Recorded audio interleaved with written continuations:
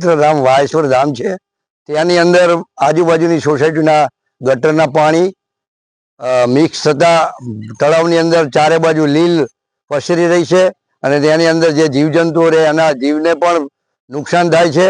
તેમજ અનેક વાર રજૂઆત કરવા આ તંત્રના બેરા કાને આ રજૂઆત સંભળાતી નથી. આવેદનપત્ર પણ આપ્યું છે અને અનેક વાર રજૂઆતો કરી છે અને છેલ્લા 3 વર્ષથી આ તળાવની આ પરિસ્થિતિ છે. અને આ તળાવ અને આ જગ્યા અતિ પ્રાચીન જગ્યા છે, પાંડવકાલીન જગ્યા છે.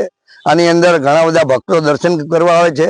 તેમજ આ પાણીમાં શ્રાવણ મહિનામાં લોકો આખો શ્રાવણ મહિનો સ્નાન કરે છે અને આ પવિત્ર જળમાં આ જે લીલ પસરી રહી છે તે બહુ ખતરનાક છે અને એનાથી પાણીમાં દુર્ગંધ પણ ફેલાય છે.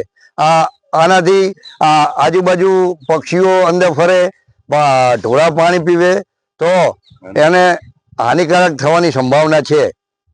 વાવેશ્વર જે કુંડ એના વિશે અમારે થોડાક બે બાપુ કે છે વાવેશ્વર કુંડના વિશે. બોલો બાપુ. વાવેશ્વર જે આ કુંડ છે જે પ્રખ્યાત છે, જ્યાં રામજી ભગવાનના પગલા પડેલા છે, તેની આ ગામે આ દુર્દશા કરેલી છે. બરોબર, આ તમે વિચારો, યાત્રાળુ આવે છે અહીંયા દર્શન કરી અને ગામનું નામ લજવાય એવું કરીને મૂક્યું છે. તમે આનું તમે વહેલામાં વહેલી તકે તંત્રના બેરા કાને આ સંભળાય તો સારું છે.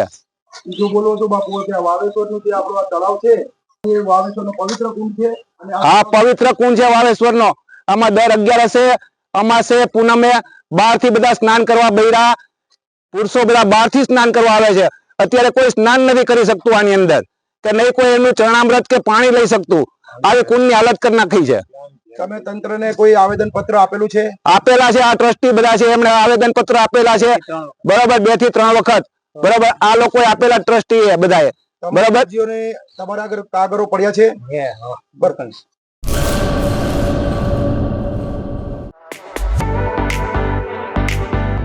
ધર્મસુત સુઝુકી,